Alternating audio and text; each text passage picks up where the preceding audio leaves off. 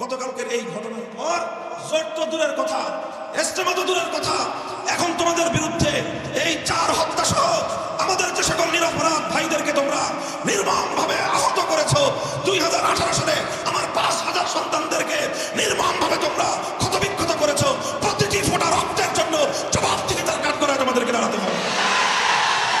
2018 সালে যেভাবে আমাদের রক্ত দিয়ে, আমাদের বুকের রক্ত দিয়ে তুরাগ নদীর পানি রঞ্জিত হয়েছে, যদি আবার আমাদের কাছ থেকে মাঠ নিতে হয় তাহলে আমাদের বুক থেকে রক্ত নিতে হবে, এছাড়া ইস্তেমার মাঠ আমাদের কাছ থেকে নিতে পারবো না। ওনার বক্তব্যটা অত্যন্ত পরিষ্কার ছিল যে আমরা মার খাবো কিন্তু আমরা আঘাত করবো না, আমরা আঘাত সহ্য করবো, আঘাত করবো না, আমরা জুলুম সহ্য করবো, জুলুম করবো না। এই যে আমাদের কথা ছিল, গত রাতে তারা সেটাকে অক্ষরে অক্ষরে বাস্তবায়িত করেছে। আমি ভেবে কুল পাই না, এত নৃশংসতা নিয়ে, এত বর্বরতা নিয়ে, এত ভয়াবহ জিঘাংসা নিয়ে কিভাবে তারা দাওয়াত এবং তাবলীগের মধ্যে একটা কাজ করে। ভাই 50,000 লোক, কত হাজার, ওখানে বিপরীত দিকে লোক ছিল 4-5 হাজার, তাও ঘুমন্ত।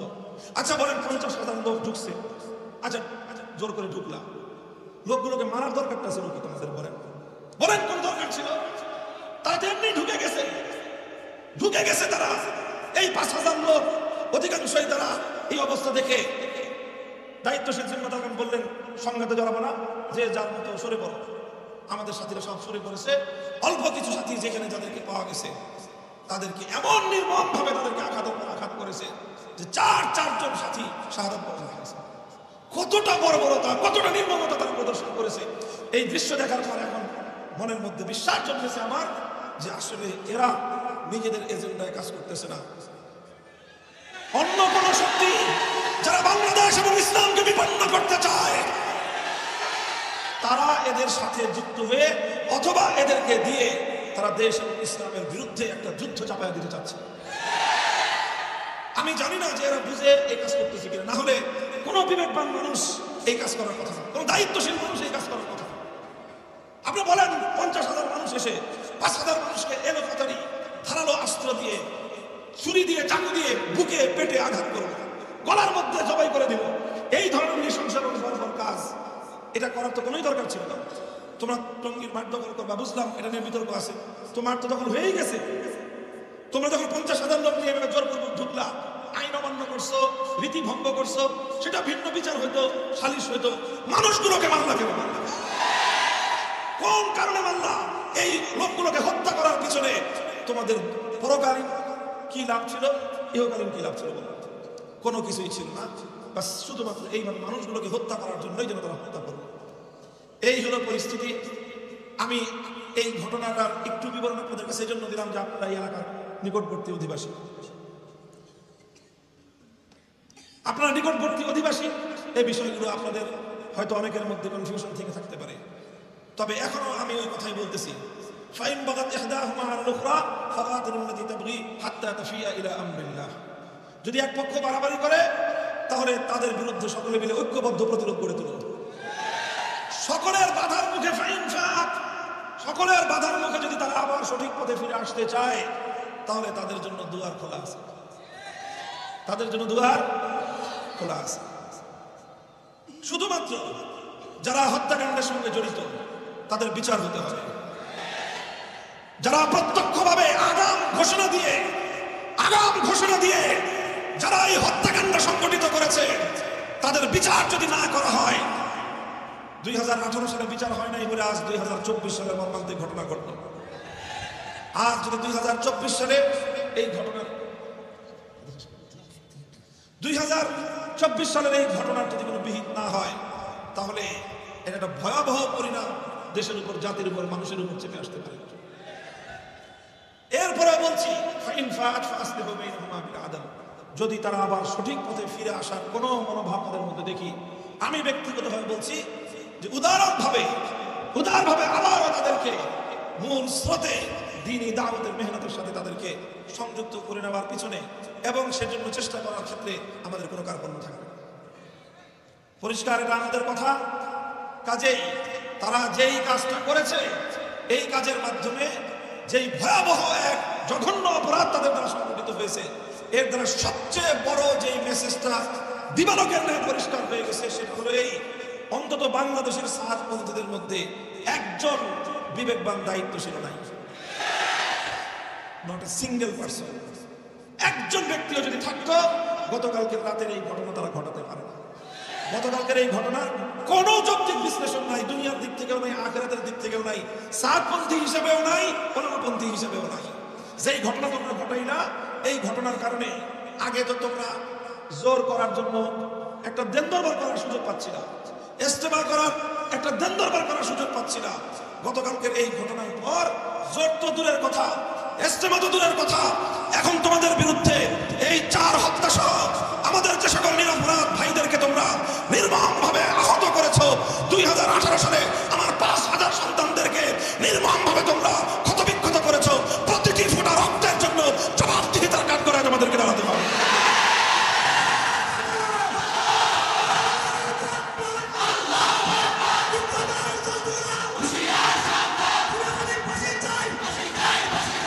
আমি মনে করি যে আমার দেশে মৌলিক বিষয়ে ইখতিলাফ, ধর্মের নামে যারা কাজ করে তাদের মধ্যে 2টা গ্রুপের সাথে মৌলিকভাবে ইখতিলাফ। একটা হলো যারা খতমে নবুয়ত অস্বীকারী কাদিয়ানী সম্প্রদায়, যারা চূড়ান্তভাবে সন্দেহাতীতভাবে তারা কাফের এবং বেঈমান। এই প্রশ্নে কাদিয়ানীদের বিষয়ে নমনীয়তার কোনো সুযোগ নাই, কোনো জায়গায় কোনো পর্যায়েই তাদের সাথে আপোষ করার কোনো সুযোগ নেই। তবে হ্যাঁ, কাদিয়ানী ফিতনার মোকাবেলা কিভাবে করা হবে তার কর্মকৌশল নিয়ে আমাদের মধ্যে চিন্তা ভাবনা হতে পারে, এবং সেই ক্ষেত্রেও আমার অনুভূতি হলো যে কাদিয়ানী ফিতনাকে আমাদের ব্যাপকভাবে এটাকে দাওয়াতি মেহনতের মাধ্যমে কাদিয়ানী ফিতনার মোকাবেলা করা উচিত। কাদিয়ানীরা তলে তলে বিভিন্ন জায়গায় বিভিন্ন এলাকাকে টার্গেট করে তারা সেখানে বিপুল সংখ্যক মুসলমানদেরকে কাদিয়ানী ধর্মমতে ধর্মান্তরিত করে মুসলমানের ঈমান হরণ করে মুরতাদে পরিণত করতেছে। কাজেই সেই সকল সংশ্লিষ্ট এলাকাগুলোতে কাদিয়ানী ফিতনার স্বরূপ উন্মোচন করে কাদিয়ানী ধর্মমতে দীক্ষিত হওয়ার যে ভয়াবহ পরিণাম, চিরস্থায়ী জাহান্নাম, সেই কথাগুলো মানুষকে বুঝায় কাদিয়ানী ধর্মমতের যে অসারতা, এর যে বাতুলতা, এগুলোকে প্রমাণ দিয়ে মানুষকে বুঝিয়ে সমঝিয়ে আবারও ঈমানের পথে ফিরিয়ে আনার জন্য নিরবচ্ছিন্ন নিরলসভাবে এক মেহনত হওয়া দরকার। শুধুমাত্র কাদিয়ানী ফিতনার মোকাবেলায় আন্দোলন সংগ্রাম এবং তাদেরকে অমুসলিম ঘোষণার দাবির মাধ্যমেই কাদিয়ানী ফিতনার কার্যকর মোকাবেলা করা সম্ভব না। এই জন্য কাদিয়ানীদের মোকাবেলায় যেমনি ভাবে তাদেরকে রাষ্ট্রীয়ভাবে অমুসলিম ঘোষণার দাবি অব্যাহত থাকতে হবে, তার চেয়েও বেশি গুরুত্বের সঙ্গে আমাদেরকে কাজ করতে হবে তাদের অধ্যুষিত অঞ্চলগুলোতে কাদিয়ানী ফিতনা যে সকল এলাকা সংক্রমিত হচ্ছে সেই সকল এলাকাগুলোতে দায়ী এবং মুবাল্লিগ কাদিয়ানী ফিতনা সংক্রান্ত বিষয়ে দক্ষ, শিক্ষিত, প্রশিক্ষণপ্রাপ্ত, অভিজ্ঞ মুবাল্লিগ এবং দায়ী তৈরি করে এর পিছনে নিরবচ্ছিন্ন মেহনতের মাধ্যমে কাদিয়ানী ফিতনার সংক্রমিত মুসলমানদেরকে আবার ইসলামের দিকে ফিরিয়ে আনার চেষ্টা করতে হবে। তো বলেছিলাম যে এই হলো একটা ফিতনা যাদের সঙ্গে আমাদের মত পার্থক্য হলো ঈমান আর কুফরের মত পার্থক্য। কিসের মত পার্থক্য? ঈমান আর কুফরের মত পার্থক্য। এই মত পার্থক্যের মধ্যে যেখানে এক পক্ষ মুমিন, যেখানে এক পক্ষ ঈমানের পথে, অপর পক্ষ কুফরের পথে, ঈমান আর কুফরের মধ্যে কোনোদিন আপোষ হতে পারে, এখানে নমনীয়তার কোনো সুযোগ নেই। এটা হলো একটা জায়গা। আর আরেকটা জায়গা হলো যারা সমাজ ব্যবস্থা থেকে, রাষ্ট্র ব্যবস্থা থেকে, রাজনীতি থেকে, মানুষের গোটা সমাজ থেকে ইসলামী সভ্যতা, ইসলামী জীবন ব্যবস্থা, ইসলামী আদর্শকে উচ্ছেদ করে দিয়ে কোন ধর্মনিরপেক্ষতা নামক, সেকুলার ধর্ম নামক অন্য কোন মতবাদ সমাজে প্রতিষ্ঠিত করবার জন্য যারা কাজ করে, এদের সাথেও আমাদের আপোষ করার কোনো সুযোগ নেই। এদেরকে মোকাবেলা করতে হবে। এই দুইটা শ্রেণী বাদে বাকি অন্য যাদের সঙ্গে আমাদের ধর্মীয় ফুরুই ইখতিলাফ রয়েছে, দ্বীনি ক্ষেত্রে, ধর্মীয় ক্ষেত্রে যাদের সঙ্গে মৌলিক মত পার্থক্য নয়, ঈমান এবং কুফরের মত পার্থক্য নয়, বরং ফুরুই ইখতিলাফ, আনুষঙ্গিক বিষয়ে যাদের সঙ্গে মত পার্থক্য, তাদের সাথে আমার কর্মনীতি হলো যে তাদের সাথে মোকাবেলা হবে আলোচনার টেবিলে, তাদের সাথে কথা হবে দলিল এবং প্রমাণের ভাষায়, তাদের সাথে কোনো মত পার্থক্য এবং মোকাবেলাকে রাজপথে নিয়ে ময়দানে নিয়ে আমরা মুখোমুখি অবস্থানে যাওয়ার চেষ্টা করব না, বরং তাদের সঙ্গে আমরা দলিলের ভিত্তিতে প্রমাণের আলোকে কোরআন সুন্নাহ নিয়ে বিতর্ক করব। ইনডোর ঘরোয়াভাবে তাদের সঙ্গে এই সকল বিষয় নিয়ে বহস মুবাহাসা চলবে, আলাপ আলোচনা হবে, দলিল আদান প্রদান হবে। এইভাবে এই সকল বিষয়গুলির সঙ্গে আমরা মত পার্থক্যগুলোকে সমাধান করার চেষ্টা করব। এটা আমি একটা মূলনীতি হিসেবে আমি আমার এই সময়টায় নিজের জন্য অনুসরণীয় হিসেবে ধারণ করলাম। এই জন্য যারা ইসলামের ধারক বাহক এবং মৌলিক ক্ষেত্রে যাদের ব্যাপারে আলেম সমাজ ওলামায়ে কেরাম কুফরির কথা বলেন না, অর্থাৎ যাদেরকে কাফের বলেন না, যেরকম কাদিয়ানীদেরকে কাফের বলে থাকেন, হ্যাঁ কাফের না বলে যাদের ব্যাপারে বলেন যে তাদের মধ্যে ভ্রান্তি আছে, নানা রকম ভ্রান্তি আছে, অনেক দল উপদল আমাদের সমাজে আছে, এই সকল ভ্রান্ত মতবাদের অনুসারীদের ব্যাপারে আমার অনুসৃত নীতি ছিল যে তাদের সাথে মোকাবেলা হবে কোথায়?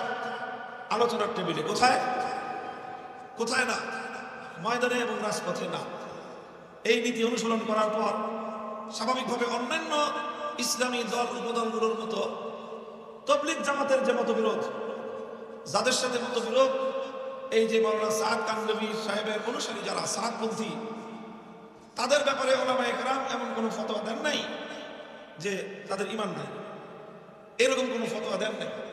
বরং মাওলানা সাদ সাহেবের কিছু কিছু বক্তব্যের ক্ষেত্রে আপত্তি রয়েছে, ঘোরতর আপত্তি, যে ওই সকল কথাগুলো তার অনুসারীদের মধ্যে বিভ্রান্তি তৈরি করবে, ভবিষ্যতে এটাকে আরো বড় ফিতনায় রূপান্তরিত হতে পারে, এই ধরনের আশঙ্কা প্রকাশ করে তাদের এই মূল চিন্তা ধারণাটাকে ওনারা বিভ্রান্ত বলে আখ্যায়িত করেছেন আলেম সমাজ।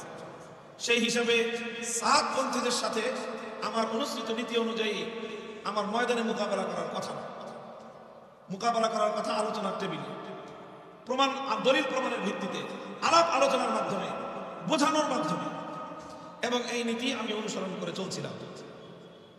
এই জন্য নানাভাবে বিভিন্নভাবে তাদের সঙ্গে একটা যোগাযোগ তৈরি করার চেষ্টা করা, তাদেরকে বোঝানোর চেষ্টা করা, যে কোনোভাবে আলেম সমাজের সাথে সৃষ্ট মতবিরোধের দূরত্ব দূর করে আলেমদের কাছাকাছি নিয়ে এসে কোনোভাবে তাদের এই ভুল ভ্রান্তিগুলো সূত্রে নিয়ে আবারও তাদেরকে ইসলামের সঠিক ধারায় ফিরিয়ে আনার কোনো চেষ্টা করা যায় কিনা, এটাই ছিল আমার প্রচেষ্টা, অব্যাহত আমার কর্মনীতি। কথাগুলি ঠিক এভাবে আমি বলি নাই, কিন্তু আমি এই নীতি অনুসরণ করে চলছিলাম। চলতে চলতে চলতে চলতে একেবারে এই ডিসেম্বর পর্যন্ত আমি এভাবেই চলেছি। এখন এমন একটা পরিস্থিতি তৈরি হলো, গোটা বাংলাদেশ এবং বাংলাদেশের যারা ইসলামকে ভালোবাসে, বাংলাদেশকে ভালোবাসে, তাদের সকলের মধ্যে একটা উৎকণ্ঠা দেখা দিল যে আবার এমন একটা সংঘাত তৈরি হতে পারে, যেই সংঘাতের কারণে নতুন করে প্রাণহানি ঘটবে এবং মানুষের মধ্যে চরম বিশৃঙ্খলা তৈরি হবে এবং সারা দুনিয়ার কাছে বাংলাদেশ নতুন করে আবার বিতর্কিত হবে। এরকম একটা পরিবেশ তৈরি হলো একটা ইস্যুকে কেন্দ্র করে, সেটা হলো যে এই যে টঙ্গী ইজতেমার ময়দানে তারা জোর করতে চায়, জোর ইজতেমা যেটাকে বলা হয় মূল ইজতেমার পূর্বে, এবং এই জোরটা হয় তবলিগ জামাতের ঐতিহ্যগতভাবে যারা কমপক্ষে 3 চিল্লার সাথী, শুধুমাত্র সেই 3 চিল্লার সাথীদেরকে নিয়েই ইজতেমার পূর্বে একটা জোর ইজতেমা হয়ে থাকে, যে 3 চিল্লার সাথীরা এই জোর ইজতেমা থেকে একটা দিক নির্দেশনা নিয়ে সারা দেশে ছড়িয়ে পড়বে মূল ইজতেমাকে কামিয়াব করার জন্য। স্বাভাবিকভাবেই এই জোর ইজতেমায় বিপুল পরিমাণ মানুষের উপস্থিতির কোনো কারণ নাই, কারণ জোর ইজতেমাটা হয় কাদেরকে নিয়ে? 3 চিল্লার সাথীদেরকে নিয়ে। কাজে এখানে 3 চিল্লার সাথী যতজন থাকবে, মানুষ তো সেই পরিমাণেরই হওয়ার কথা। এখানে আলেম ওলামাদের সঙ্গে তবলিগ জামাতের যে অংশটা কাজ করে, তাদের সাথে 3 চিল্লার সাথী অনেক বেশি, সাল লাগানোর সাথীর সংখ্যা অনেক বেশি। সেই তুলনায় সাহাদপন্থীদের মধ্যে 3 চিল্লার সাথী, সাল লাগানোর সাথী হিসাব করলে তুলনামূলকভাবে অনেক কম, এবং তাদের যে সংখ্যা দাঁড়ায় সেই সংখ্যায় খুব বড় কোনো অ্যামাউন্ট না, অনেক বড় সংখ্যা না যে 50-60 হাজার লোক হয়ে যাবে, এমন না। কিন্তু তারা একটা জোর ইজতেমা করবে, বিপুল পরিমাণ উপস্থিতি নিয়ে এই প্রস্তুতি তারা শুরু করবে, এবং তারা করবে সেটা কোথায়? ইজতেমা মাঠে করবে, এরকম একটা দাবি নিয়ে, এরকম একটা শক্ত মনোভাব নিয়ে তারা এটা নিয়ে প্রস্তুতি শুরু করলো এবং কাজ অগ্রসর করতে আরম্ভ করলো। অথচ ইতিপূর্বে সরকারের যে বর্তমান অন্তর্বর্তীকালীন সরকার প্রতিষ্ঠিত হওয়ার পর আমরা সকলেই জানি, আগস্ট বিপ্লবের পরে বাংলাদেশ বিরোধী যে শক্তি, যারা বাংলাদেশকে অস্থিতিশীল করতে চায়, যারা বাংলাদেশকে কোনোভাবেই মাথা তুলে দাঁড়াতে দিতে চায় না, সেই অপশক্তি বাংলাদেশকে অস্থিতিশীল করবার জন্য বাংলাদেশে নানাভাবে মানুষে মানুষে সংঘাত তৈরি করে দেশটাকে অকার্যকর করার জন্য সব ধরনের ষড়যন্ত্রের পথ তারা অবলম্বন করে চলছে। মনে রাখবেন, এটা আমার দীর্ঘদিনের বক্তব্য যে বাংলাদেশ এবং ইসলাম এক সূত্রে গাঁথা। বাংলাদেশে ইসলাম যদি ঠিক থাকে, বাংলাদেশের স্বাধীনতা ঠিক থাকবে। বাংলাদেশের ইসলাম যদি বিপন্ন হয়, বাংলাদেশের স্বাধীনতা অটুট থাকবে না। এদেশের স্বাধীনতা ধ্বংস হয়ে এদেশটা পরাধীন দেশে পরিণত হবে। এই জন্য বাংলাদেশে যারা ইসলামকে ভালোবাসে তারাই স্বাধীনতার সপক্ষ শক্তি, যাদের সঙ্গে ইসলামের বৈরিতা তারা বাংলাদেশের স্বাধীনতার বিরোধী শক্তি।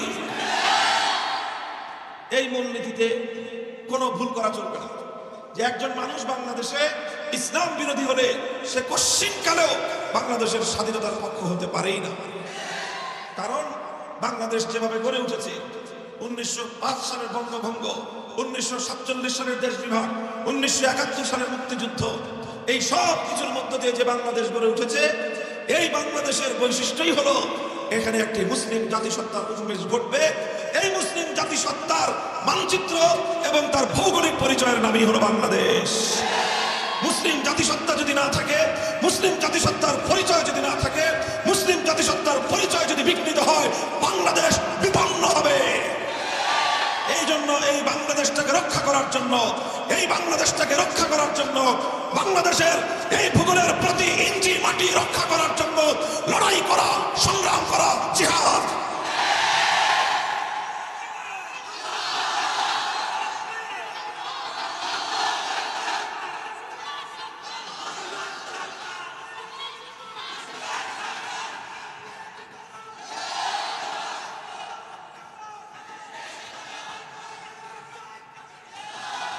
লক্ষ্য করেন, দেখেন, যখন এরকম একটা পরিস্থিতি তৈরি হলো, বাংলাদেশের আগস্ট বিপ্লব, বাংলাদেশের আগস্ট বিপ্লব এটাকে এদেশের মানুষ দ্বিতীয় স্বাধীনতা বলে আখ্যায়িত করেছে।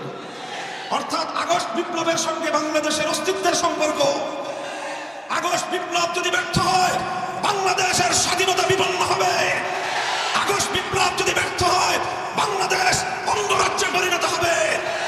আগস্ট বিপ্লব যদি ব্যর্থ হয়, বাংলাদেশ বিরোধী শক্তিরা বাংলাদেশটাকে ছিঁড়ে খুঁড়ে খাবে।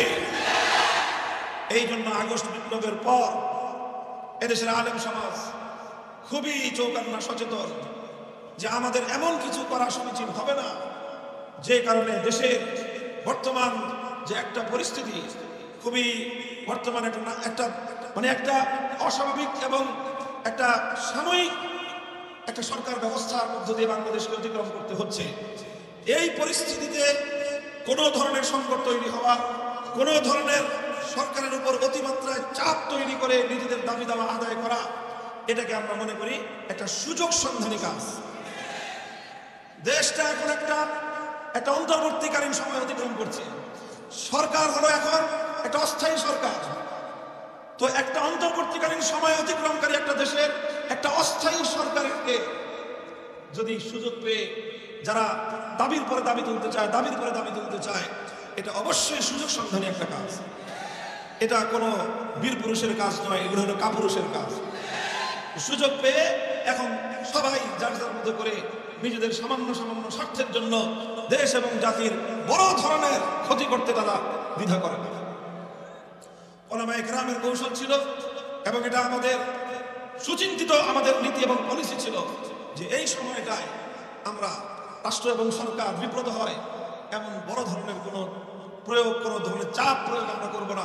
যদিও আমাদের অনেক কথা আছে, অনেক দাবি আছে, আমাদের অনেক আবেগ আছে, আমাদের অনেক এজেন্ডা আছে, আমাদের 15 বছরের জুলুম এবং নির্যাতন সহ্য করার দাস্তান রয়েছে। আমাদের ঘরগুলোতে আজও অনেক বিধবার কান্নার রোল আছে, আমাদের ঘরগুলোতে আজও অনেক এতিম সন্তানের বিলাপ রয়েছে, আমাদের ঘরগুলোতে এখনো অনেক সন্তানহারা মায়ের আহাজারি রয়েছে, আমাদের ঘরগুলোতে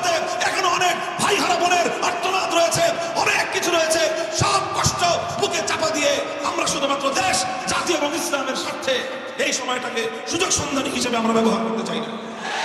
আর না হলে এদেশের আলেম সমাজের সেই সামর্থ্য রয়েছে, এদেশের আলেম সমাজের সেই সামর্থ্য রয়েছে যে আলেম সমাজ নিজেদের দাবিগুলো বুকে পাড়া দিয়ে আদায় করতে পারে, কিন্তু সেটা হবে দুর্বল সময়ে রাষ্ট্রের সঙ্গে বিরুতা এবং কাপুরুষতার আচরণ। এই জন্য নীতি নির্ধারণী পর্যায়ের আলেম সমাজ সিদ্ধান্ত নিয়েছেন যে তবলিগের এই বিষয়েও দীর্ঘদিনের আমাদেরকে বিগত ফ্যাসিবাদী সরকার এই বিষয়টা নিয়ে যার পর নাই আলেম সমাজকে উত্তক্ত করেছে, বিরক্ত করেছে। আমাদের যারা আলেমদের অনুসারী তবলিগপন্থী যারা ছিলেন আছেন, বিগত ফ্যাসিবাদী সরকারে তাদের দুইটা উপাধি ছিল, একটা হলো পাকিস্তানপন্থী আর একটা হলো হেফাজতি। বলেন, সাতপন্থী এমন কোন তবলিগী নাই যে দৈনিক 2-4 বার হেফাজতি জপ না জপত। হেফাজতি বলে গালি দেওয়া হতো। কেন হেফাজতি বলে কেন গালি দিত? গালি দিত এই জন্য যে হেফাজতি বলে গালি দিলে শেখ হাসিনা খুশি হয়। শেখ হাসিনার আনুকূল্য লাভ করার জন্য তবলিগ জামাতের এই পন্থীকে, এই পক্ষকে তারা হেফাজতি বলে আখ্যায়িত করত, হেফাজতি বলে গালি দিত, হেফাজতি বলে সরকার এবং ফ্যাসিবাদী রাষ্ট্রের ফ্যাসিবাদী সরকার প্রধানের আনুকূল্য পাওয়ার জন্য যা যা করতে হয় তাই তারা করেছে। এই সব আমরা নীরবে সহ্য করেছি। যখন ফ্যাসিবাদী সরকার বিলুপ্ত হয়ে গেল, নতুন সরকার গঠিত হলো, এই সময়ে আমরা আরো অনেক বড় বড় দাবি নিয়ে আমরা মাঠে অগ্রসর হতে পারতাম। আমি বিশেষ করে আলেমদেরকে বলেছি যে দেখেন, আমাদের মূলনীতি হওয়া উচিত যে এই বিষয়টা আর যেন দীর্ঘসূত্রিত না ঘটে। বিগত সরকারের পলিসি ছিল ডিভাইড অ্যান্ড রুল, তবলিগ জামাতের এই বিবাদ এটা যেন কোনোদিন মীমাংসা না হয়, বরং এমন ভাবে ক্যাচাল লাগায় রাখো যাতে প্রতি বছর তাদের কাছে ধর্ণা দিতে হয়, কোনোভাবেই যেন স্থায়ী কোনো সমাধান না হয়। তো আমরা সিদ্ধান্ত করলাম যে এখন দ্রুত একটা স্থায়ী সমাধানের দিকে যাওয়া উচিত, যাতে এগুলো নিয়ে ক্যাচাল করতে করতে বারবার আমাদেরকে যেন সরকারের কাছে ধর্ণা দিতে না হয় ধর্মীয় বিষয় নিয়ে। এই জন্য আলেমদের বিগত সরকার কর্তৃক অনেক ধরনের নিপীড়নের পরেও সেই বিষয়গুলি যেন বহাল রেখে আমরা নতুন কোনো দাবি দাওয়া উত্থাপন করতে চাই নাই। কারণ এখন রাষ্ট্র অন্তর্বর্তীকালীন সরকারের সময়ের মধ্যে দিয়ে অতিক্রান্ত হচ্ছে, সরকার হলো এখন একটা অস্থায়ী সরকার। ঠিক আছে, যেমনি আছে এইভাবে চলতে থাকুক, এইভাবে চলতে চলতে ইজতেমাটা যাক। ইজতেমার পরে বর্তমান সরকারের গুরুত্বপূর্ণ দায়িত্বশীলরা আশ্বাস দিয়েছেন যে মার্চ এপ্রিল মাসে এই বিষয়গুলোর একেবারে স্থায়ী একটা সমাধান আমরা উভয় পক্ষের সঙ্গে আলাপ আলোচনার ভিত্তিতে আমরা করে দেব। আমরা সেই অপেক্ষায় ছিলাম এবং তাদের অনুরোধে, সরকারের উপদেষ্টা মণ্ডলীর অনুরোধের প্রেক্ষিতে ওলামায়ে কেরাম এবং তাদের পক্ষে তবলিগের মুরব্বীগণ অনেক বড় বড় দাবি মুহূর্তের মধ্যে পরিত্যাগ করেছিলেন।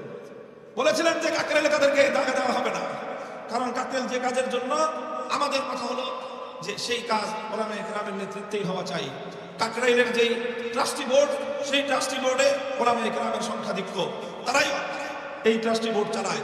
এবং কাকরাইল এটা একটা মসজিদ এবং মাদ্রাসা কমপ্লেক্স, শুধু মসজিদ নয়, মাদ্রাসাটা পূর্ণাঙ্গভাবে আলেম সমাজের দ্বারা পরিচালিত। কাজেই সেই হিসেবে কাকরাইল মসজিদের পূর্ণ প্রপার্টি এমনিতেই 75% আলেমদের কাছে। সেখানে আবার ট্রাস্টি বোর্ডের মধ্যেও আলেমরা হলো 2/3, 6 জনের মধ্যে 4 জন। কাজেই সেই হিসেবে 2 জনকে তো এমনিতেই তারা সিদ্ধান্তের বলেই তাদেরকে বহিষ্কার করে দিতে পারে। 6 জনের যদি মিটিং হয়, 4 জনের একমত, 2 জনের আরেক মত, একটা সিদ্ধান্ত হবে। 6 জনের মধ্যে সিদ্ধান্ত হলে এমনিতেই তারা বাতিল হয়ে যায়। নিয়ম অনুযায়ী তাদেরকে বাদ দিয়ে দেওয়ার সুযোগ ছিল, কিন্তু সেদিকে যায় নাই। তো ঠিক আছে, আমরা মিলেমিশে কিছুটা ছাড় দিয়ে চলতে থাকি, কোনো নতুন কোনো ক্যাচাল তৈরি না হয়। এইভাবে চলতে চলতে চলতে চলতে এবং সর্বশেষ রাষ্ট্রীয় সিদ্ধান্ত যে স্থিতাবস্থা বহাল থাকবে। আপনারা যেভাবে কাকরাইল চালাচ্ছেন চালান, ওনারা যতটুকু সময় কাকরাইল পরিচালনা করে করুক। ইজতেমার মাঠে যেভাবে সারা বছর আপনারা কার্যক্রম পরিচালনা করছেন, ইজতেমার মাঠে তো সারা বছর অন্য কোনো কাজ থাকে না। একটা কাজ হলো ইজতেমার মাঠে সারা বছরের কাজ, সেটা হলো একটা মাদ্রাসা পরিচালিত হয়, যেটা সারা বছরের কাজ। আর বাকি অন্য সব কাজ হলো মৌসুমী কাজ। এই জন্য স্বাভাবিকভাবেই মাদ্রাসা যেহেতু সারা বছর চলে এবং দাওয়াত এবং তাবলীগের সাথী প্রায় 80 থেকে 90% আলেমরা আমাদের সাথে এই বিপুল কার্যক্রম পরিচালনার জন্য গত 7 বছর ধরেই ইজতেমার পুরনো মাঠ আলেম সমাজ পরিচালনা করে আসতেছেন। এই প্রথম তারা অন্তর্বর্তীকালীন সরকারের এই যে অন্তর্বর্তী সময় আর অস্থায়ী সরকারকে তারা দুর্বল ভেবে এখন ওই ইসকন যেই পথ অবলম্বন করেছিল যে এখন যে কোনোভাবে নিজের অন্যায় আবদার আদায় করার এখনই সময়। আপনারা দেখেছেন বিগত কয়েক মাস ধরে বাংলাদেশে এই খেলা চলছে। 14 বছর তাদের দাবির কোনো খোঁজ খবর ছিল না, 15 বছর ধরে তাদের দাবি দেওয়ার কোনো খোঁজ খবর ছিল না। এখন নানা রকম দাবি দেওয়া নিয়ে আনসার লীগ, মোটর লীগ, শ্রমিক লীগ, তারপরে এই যে অটোরিকশা লীগ, নানা রকম নামে যার যা দাবি দেওয়া 15 বছর এটা জমা পড়ছিল, এখন সব দাবি দেওয়া নিয়ে রাস্তায় নামতেছে। কারণ আর তারা শুধু নামতেছে তা নয়, বরং তাদেরকে পেছন থেকে কোনো শক্তি উস্কানি দিয়ে তাদেরকে মাঠে নামাচ্ছে। এটা তো আমার বক্তব্য নয়, এটা বাংলাদেশের সচেতন প্রত্যেকটা নাগরিকের বক্তব্য। তোমার এই সকল বিষয়গুলো 15 বছর কোনোদিন তুমি মুখ ফুটে বলো নাই, এখন বলার এত আগ্রহ কারণটা কি? কারণ আসলে তারা দাবি দাওয়া আদায় করা মূল মুখ্য নয়। মূল মুখ্য উদ্দেশ্য হলো এই সময় দেশের মধ্যে একটা অস্থিতিশীলতা সৃষ্টি করা। সনাতন ধর্মাবলম্বী নামে ইসকন গোটা বাংলাদেশে সাম্প্রদায়িক বীজ বাষ্প তৈরি করে হিন্দুদের বিরুদ্ধে মুসলিম সমাজকে উস্কানি দিয়ে একটা সাম্প্রদায়িক দাঙ্গা বাঁধানোর চেষ্টা করেছে। ঠিক একই কায়দায় ওনারাও এই ধরনের কারো দ্বারা প্ররোচিত হয়ে অযথা ইস্যু নন ইস্যুকে ইস্যু বানায় যে আমাদেরকে এবছর 7 বছর আমরা করতে পারি নাই, এই বছর যে কোনো মূল্যে টঙ্গী মাঠে আমরা ইজতেমা করব। এই দাবিটা নিয়ে যখন তারা মাঠে নামলো, ইচ্ছা ছিল আলেমদের যে এই সকল বিষয়গুলো সব একসাথে সেটেল হবে ইজতেমার পরে মার্চ এপ্রিল মাসে। সরকারও বলেছে সবাই আমরা সেইভাবেই প্রস্তুত। হঠাৎ করে তারা এখন এই দাবি উঠালো যে কিছুদিনের জন্য মাঠ আমাদের দিতে হবে। যখন এই দাবি উঠালো তখন স্বাভাবিকভাবে বিপক্ষ দলের মধ্যে অপরপক্ষে একটা উত্তেজনা যে আমরা মাঠ দেবো কেন, এরকম তো কথা না। কথা তো হলো যে আমাদের 31 জানুয়ারি থেকে প্রথম ইজতেমা, আমাদের এই ইজতেমার প্রস্তুতি নিচ্ছি আমরা। প্রতিদিন প্রতি সপ্তাহে সারা দেশ থেকে তবলিগের সাথীরা, মাদ্রাসার ছাত্ররা এসে ইজতেমার জন্য ছুটি কাটতেছে, কাজ করতেছে। এখন তোমরা মাঝখান দিয়ে এই কয়দিন তোমরা আবার কেন এখানে ঢুকবা? তোমরা অন্যান্য জায়গায় যেভাবে গত 7 বছর জোর ইজতেমা করেছো, এবছরও সেইভাবেই অন্য জায়গায় জোর ইজতেমা করো। এরপরে মূল ইজতেমা পর্ব সম্পূর্ণ হওয়ার পরে ফেব্রুয়ারিতে মাঝামাঝি দিকে ইজতেমা শেষ হবে, মাসখানেক পরেই তোমার এপ্রিলে স্থায়ী সমাধান হয়ে যাবে। তখন যেইভাবে মীমাংসা হবে সেইভাবে কাজ করবা। এত তোমাদের কি ঠেকা পড়ে গেল যে এই বছর তোমাদেরকে ওখানে জোর ইজতেমা করার জন্য তোমাদেরকে এভাবে যুদ্ধ বাধায় দিতে হবে? এটা তো দুরভিসন্ধি, উদ্দেশ্যমূলক হীন উদ্দেশ্য ছাড়া অন্য কিছু না। এটার কারণে আমাদের পক্ষের যে সকল লোকজন তাদের মধ্যে একটা উত্তেজনা সৃষ্টি হলো। ওনারা এটা নিয়ে বিভিন্ন কর্মসূচি দেওয়ার চিন্তা করলেন। আমি তাদের সকলকে নিবৃত্ত করলাম যে দাঁড়ান, আপনারা অন্য কোনো পথে যেন না, আমরা আলোচনার মাধ্যমে সমস্যার সমাধান করি। আমি নিজে ব্যক্তিগতভাবে উদ্যোগ নিলাম এবং সাতপন্থীদের ওনাদের যারা দায়িত্বশীল তাদের সঙ্গে যোগাযোগ করলাম। নিজে অগ্রসর হয়ে তাদের সঙ্গে যোগাযোগ করে তাদের সঙ্গে বসলাম, তাদের কাছে গিয়ে তাদের বাড়িতে গিয়ে তাদের সঙ্গে বসলাম। বসে তাদেরকে রিকোয়েস্ট করলাম, অনুরোধ করলাম যে দেখেন, একটা মীমাংসার দিকে যেহেতু যাচ্ছে পূর্ণ বিষয়টা, হঠাৎ এখন একটা ছোট্ট বিষয়কে এইভাবে গুরুত্ব দিয়ে এটাকে ফলাও করে সংঘাতের পরিস্থিতি তৈরি করবেন না। তাহলে দেখা যাবে যে আসলে সব কিছু নিয়ে একটা ঝামেলা লাগবে, আর এপ্রিল মাস পর্যন্ত যে একটা স্থায়ী সমাধান হওয়ার কথা সেই সমাধানটা বিপন্ন হয়ে যাবে। আপনি এটা করেন না। রিকোয়েস্ট করলাম, অনুরোধ করলাম, আন্তরিক পরিবেশে তাদের সঙ্গে কথাবার্তা হলো। তারা সিদ্ধান্ত দিলেন না, বললেন যে আমাদের মুরব্বীদের সাথে আলোচনা করে সিদ্ধান্ত নিতে হবে। ঠিক আছে, যা মুরব্বীদের সঙ্গে আলোচনা করেন। এরপরে তাদের পক্ষ থেকে নানাভাবে যে বার্তা পেলাম আমরা, যে কোনো মূল্যে তারা এখানে জোর ইজতেমা করবেই। শুধু তাই নয়, মীমাংসিত ইস্যু যেগুলো, সেই ইস্যুগুলোতেও 7 বছর যেইভাবে চলে আসছে, এবছরের ইজতেমাটা অন্তত সেভাবে চলার পরে স্থায়ী সমাধান হবে, এটা সিদ্ধান্ত হয়ে গেছে। সেই বিষয়ে একটার পরে একটা তারা বলতেছে যে এই বছরের ইজতেমাতেই এটা করতে হবে, এটা করতে হবে, এটা না করলে আমরা এই করে ফেলবো, সেই করে ফেলবো। এইভাবে উপর্যুপরি তারা হুমকি ধমকি দিতে লাগবে। এখন আমি যেহেতু ব্যক্তিগতভাবে আমাদের দায়িত্বশীলদেরকে বলেছিলাম যে ঠিক আছে, আমাকে একটা সুযোগ দেন। আমার তাদের ব্যাপারে আস্থা, এতটুকু আশা ছিল যে যদি আমি বা আমার মতো এরকম আমাদের মতো 2-4 জন ব্যক্তি আমরা স্বয়ং তাদের কাছে গিয়ে অনুরোধ করি, তাহলে তারা অন্তত ন্যূনতম তাদের মধ্যে যদি মানবতা থেকে থাকে, তাহলে তারা আমাদের অনুরোধটুকু রক্ষা করে, আমাদের অনুরোধের সম্মানটুকু রক্ষা করে, তাদের বাড়িতে গিয়ে অনুরোধ করেছি, এই সম্মান রক্ষার্থেও অন্তত তারা বিষয়টা চেপে যাবে। কিন্তু আমরা হতাশ হলাম। তারা পাল্টা আমাদেরকে এমন ভাবে মেসেজ পাঠালো যে মনে হলো যে আমরা যে সাইডে গেছি এটা তারা মনে করছে যে আমরা দুর্বল হয়ে গেছি, আর এই দুর্বল হয়ে গেছি এখন আরেকটু চাপ দিলেই হয়ে যাবে, এটা মনে করি। এই জন্য আমরা যাওয়ার পরে এখন তাদের ভাষা আরো কঠোর হয়ে গেল। আগে তো বলতো যে আমরা জোর ইজতেমা করবো, আমরা যাওয়ার পরের খবর হলো যে কোনো মূল্যে করবোই করবো। তখন তো আমি আমি যাদের সাথে কথা দিয়েছিলাম যে তাদেরকে আমি আলোচনার মাধ্যমে বিষয়টা মীমাংসা করতে পারবো, এখন আমি তো ব্যর্থ হয়ে গেলাম। এখন ব্যর্থ হয়ে এখন ইসলামের মূলনীতি অনুযায়ী وإن طائفتان من المؤمنين اقتتلوا فأصلحوا بينهما فإن بغت إحداهما على الأخرى فقاتلوا التي تبغي حتى تفيء إلى أمر الله فإن فاءت فأصلحوا بينهما بالعدل وأقسطوا إن الله يحب المقسطين। কোরআনে পাকের সূরাতুল হুজুরাতে আল্লাহ পাক রব্বুল আলামিন দুটি মুমিন দলের মধ্যে যখন কোনো বিবাদ তৈরি হয় তখন সেই বিবাদ মীমাংসার জন্য আল্লাহ পাক যে মূলনীতি বলেছেন সেটা হলো, লক্ষ্য করেন, এটা সকল ক্ষেত্রে কার্যকর। দুইটা মুমিন পরিবার, দুইটা মুমিন সোসাইটি, যে কোনো দুইটা মুমিন দলের মধ্যে যখন কোনো একটা বিষয় নিয়ে বিভেদ দেখা দিবে তখন তৃতীয় পক্ষের কাজ কি? ফাসলিহু বাইনাহুম। তৃতীয় পক্ষের কাজ হলো দুই পক্ষের মধ্যে তোমরা মীমাংসা করে দাও। এখন যদি এমন হয় যে সালিশ যারা দুই পক্ষের মধ্যে মীমাংসা করতে গেল অথবা অনুরোধ করলো, যদি এক পক্ষ তারা যদি কোনোভাবেই নমনীয় না হয়, বরং তারা যদি এক পক্ষ যদি আরেক পক্ষের উপর অন্যায়ভাবে চাপ প্রয়োগ করতে থাকে, তখন তৃতীয় পক্ষের কাজ হলো, আল্লাহর কোরআন বলেছে যে তখন তোমরা আর নিরপেক্ষ থাকবে না, তখন তোমরা একযোগে যারা বাড়াবাড়ি করতেছে সবাই মিলে ওদেরকে ধরবে। এখানে আর কোনো কেউ নিরপেক্ষ থাকবে না। তখন আগে দ্বন্দ্ব ছিল দুইজনের, 10 জন মিলে গেছে দুইজনের মধ্যে মীমাংসা করতে। এখন যার কারণে মীমাংসা বাধাগ্রস্ত হবে 10 জন তার বিপক্ষে অংশ নিবে। এখন আগে ছিল একজনের সঙ্গে বিরোধ, এখন হবে 11 জনের সঙ্গে বিরোধ। তুই আগে একজনের সাথে বিরোধ করেছিস, এবার আমরা 10 জন সহ তার সাথে যোগ দিচ্ছি। এই মূলনীতির আলোকে যখন তারা এই বিষয়টাকে এভাবেই অমানবিক ভাবে আমাদেরকে শূন্য হাতে ফিরিয়ে দিল, তখন আমরা আমাদের দায়িত্বের জায়গা থেকে আমার অঙ্গীকারের প্রেক্ষিতে তখন বললাম যে ঠিক আছে, তোমরা যেহেতু গায়ের জোরে দখল করতে চাও, আমরাও বললাম যে ইস্তেমার মাঠে যেহেতু আমরা সিদ্ধান্তের আলোকে আছি, আমরা আসি, আমরা থাকবো। কেউ যদি পারে তাহলে আমাদেরকে দেখে উৎখাত করুক। আমাদের সেই দিনের বক্তব্যে আমার কথা এতটুকু ছিল।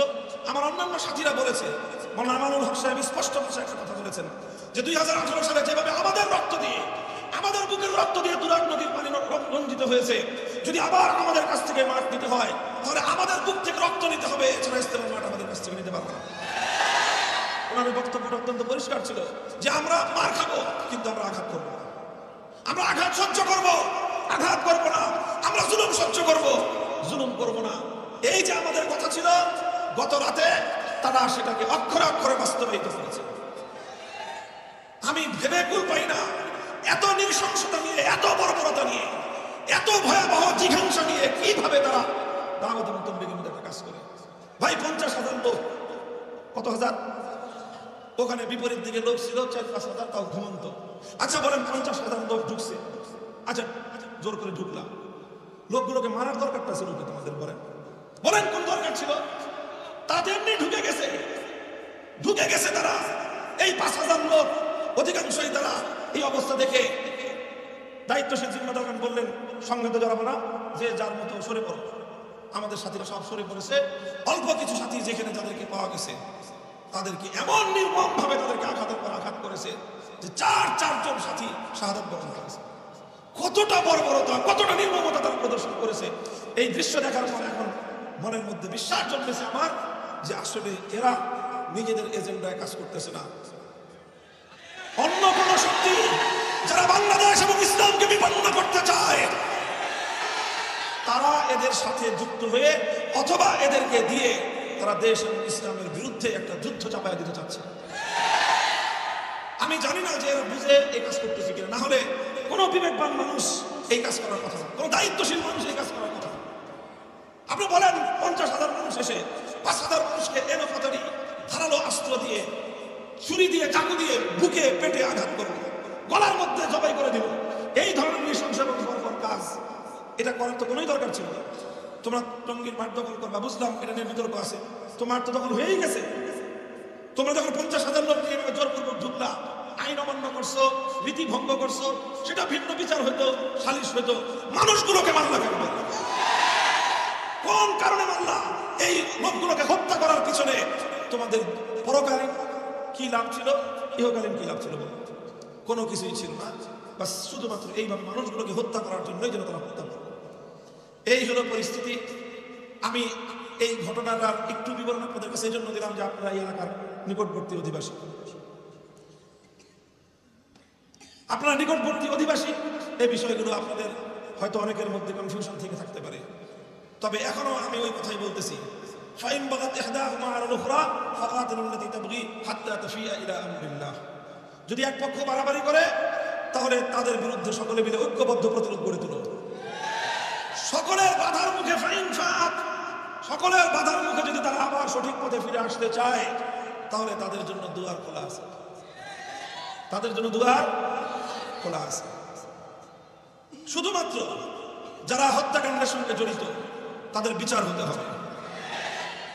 যারা প্রত্যক্ষভাবে আগাম ঘোষণা দিয়ে যারা এই হত্যাকাণ্ড সংগঠিত করেছে তাদের বিচার যদি না করা হয়, 2018 সালে বিচার হয় নাই বলে আজ 2024 সালে মর্মান্তিক ঘটনা ঘটল। আর যদি 2024 সালে এই ঘটনা 2024 সালের এই ঘটনার যদি কোনো বিহিত না হয় তাহলে এটা একটা ভয়াবহ পরিণাম দেশের উপর, জাতির উপর, মানুষের উপর চেপে আসতে পারে। এরপরে বলছি যদি তারা আবার সঠিক পথে ফিরে আসার কোনো মনোভাব তাদের মধ্যে দেখি, আমি ব্যক্তিগতভাবে বলছি যে উদারভাবে আবারও তাদেরকে মূল স্রোতে দ্বীনি দাওয়াতের মেহনতের সাথে তাদেরকে সংযুক্ত করে নেওয়ার পিছনে এবং সেজন্য চেষ্টা করার ক্ষেত্রে আমাদের কোনো কার্পণ্য থাকবে না। পরিষ্কার এটা আমাদের কথা। কাজেই তারা যেই কাজটা করেছে এই কাজের মাধ্যমে যেই ভয়াবহ এক জঘন্য অপরাধ তাদের দ্বারা সংঘটিত হয়েছে, এর দ্বারা সবচেয়ে বড় যেই মেসেজটা দিবালোকের ন্যায় পরিষ্কার হয়ে গেছে সেটা হলো এই, অন্তত বাংলাদেশের সাতপন্থীদের মধ্যে একজন বিবেকবান দায়িত্বশীল নাই, নট এ সিঙ্গেল পারসন। একজন ব্যক্তিও যদি থাকতো গতকালকের রাতের এই ঘটনা তারা ঘটাতে পারে না। গতকালকের এই ঘটনার কোনো যৌক্তিক বিশ্লেষণ নাই, দুনিয়ার দিক থেকেও নাই, আখিরাতের দিক থেকেও নাই, সাতপন্থী হিসাবেও নাই, ওলামাপন্থী হিসাবেও নাই। যেই ঘটনা তোমরা ঘটাই না, এই ঘটনার কারণে আগে তো তোমরা জোর করার জন্য একটা দেন দরবার করার সুযোগ পাচ্ছি না, ইস্তেমা করার একটা দেন দরবার করার সুযোগ পাচ্ছি না। গতকালকের এই ঘটনার পর জোর তো দূরের কথা, ইস্তেমা তো দূরের কথা, এখন তোমাদের বিরুদ্ধে এই 4 হত্যা সহ আমাদের যে সকল নিরপরাধ ভাইদেরকে তোমরা নির্মমভাবে আহত করেছো, 2018 সালে আমার 5,000 সন্তানদেরকে নির্মমভাবে তোমরা ক্ষতবিক্ষত করেছো, প্রতিটি ফোঁটা রক্তের জন্য জবাবদিহিতার কাজ করে তোমাদেরকে দাঁড়াতে হবে।